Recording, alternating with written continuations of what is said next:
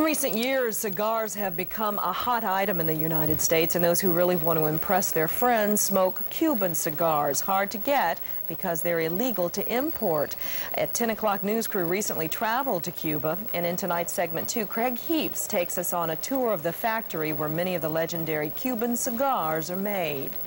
To a cigar lover, there is nothing better than puffing on a good stogie. And no cigar carries the romance or reputation of a Cuban cigar. And no place has produced Cuban cigars longer than the Partagas cigar factory on Barcelona Street in Old Havana.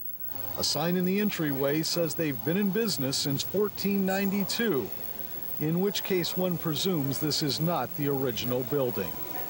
But the process is a trip back in time to an era when everything was done by hand.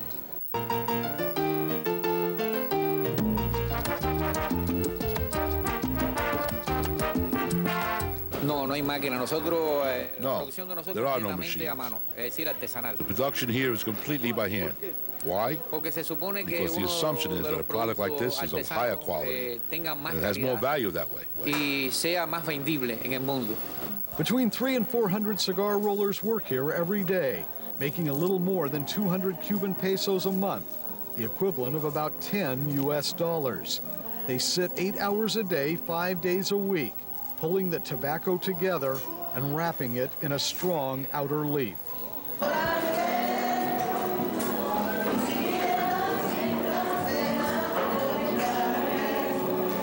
The rolled cigars are then squeezed in a hand-cranked press. A good roller can turn out more than 100 cigars a day. Once rollers reach a certain quota, usually around 100, they get extra pay for every cigar after that. But quality counts just as much as quantity. Every step of the way, inspectors make sure the cigars are up to top Cuban standards. Here they're weighing them. They do it in bundles of 50. They measure it by length and by width. So if they find a defect in the cigar, they call the worker in and he doesn't get paid for that bundle. They only get paid half. As they work, a painting of Francisco Perez Herman watches over them. He is a cigar roller who died fighting in Cuba's revolution. There are daily lessons in political or social indoctrination. Today's lesson is on sexually transmitted diseases and impotence. To be a cigar roller is a proud profession. They bring in much-needed hard currency for the Cuban economy. Every cigar produced in this factory is destined for export. Workers here at this factory will box up and ship an average of 30,000 cigars like this every day to all parts of the world. Some of them will even end up in the United States, even though they're still illegal.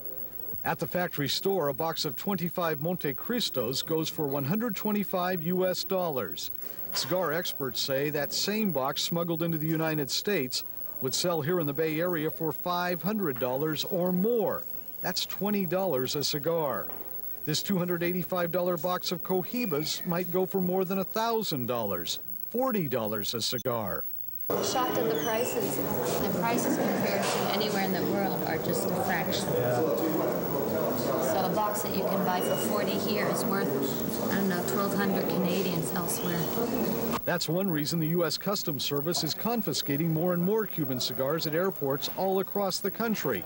96,000 in the last fiscal year, 3 times as many as the year before. And it's why cigar makers in Miami and the Dominican Republic have adopted Cuban names, such as Partagas and Cohiba. The Cubans defiantly say you can't duplicate their product. Our tobacco is far superior. They try to imitate us, but it's too difficult. They can dress it up, but once you smoke it, you can't fool somebody who knows his cigars. And with all of these Cuban cigars going out of the country, what do the Cubans themselves smoke? The ones made by the apprentices 2 floors below, working in the Escuelita, the little school, for 85 pesos a month.